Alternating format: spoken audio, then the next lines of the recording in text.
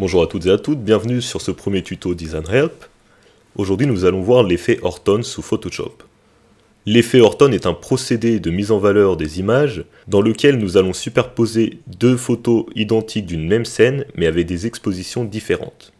Le rendu, comme vous pouvez le voir, se concrétise par la surexposition de la composition ou par la mise en valeur des contours. Pour réaliser cet effet sous Photoshop, rien de plus simple. Nous n'aurons besoin que d'une image. Je vous retrouve donc tout de suite sous Photoshop pour le tutoriel. Nous revoici donc pour le tuto. Nous allons tout de suite commencer par ouvrir notre image à laquelle nous voulons appliquer l'effet Orton. Donc pour ce faire, fichier ouvrir ou CTRL plus O, et nous allons aller chercher notre image source. Si j'ai choisi cette image pour le tuto, ce n'est pas pour rien. C'est qu'en appliquant l'effet Orton, on va également complètement réparer l'image dans le sens où la balance des noirs n'est pas adéquate.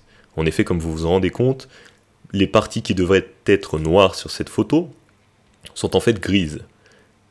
Donc l'exposition est mauvaise, le contraste n'est pas bon, et grâce à l'effet Orton, sans passer par des réglages compliqués, on va pouvoir régler ça.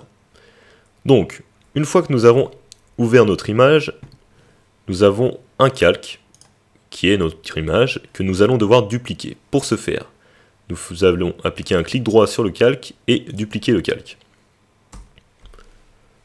On appuie sur OK, et donc maintenant nous avons deux calques avec la même image. Ce que nous allons faire, et c'est sur ça que repose en fait l'effet Orton, c'est que nous allons aller dans Filtre, Atténuation et Flou gaussien. Nous allons donc appliquer sur le calque du haut, un flou gaussien avec un rayon plus ou moins important. Il faut savoir que plus le rayon sera important, plus l'aura rendu par l'effet sera forte. Et moins le rayon sera important, et plus l'effet sera nuancié et s'appliquera à des détails. Pour ma part, je vais partir sur un rayon d'environ 6, 7. Une fois que ceci est fait, nous appliquons l'effet, donc OK. Et maintenant, la seule chose qui nous reste à faire, c'est là que vous vous rendez compte à quel point c'est simple, c'est de changer le mode de fusion du calque du haut. Donc ici, je vais venir sélectionner incrustation, car c'est celui qui va, pour l'exemple, me permettre de réparer l'exposition de notre image. Voilà. Là, comme vous vous en rendez compte, bien que le gris ne soit pas complètement noir, on a une exposition beaucoup plus importante et le feu de cette bougie éclate beaucoup plus. C'est tout à fait l'effet que donne l'effet Orton.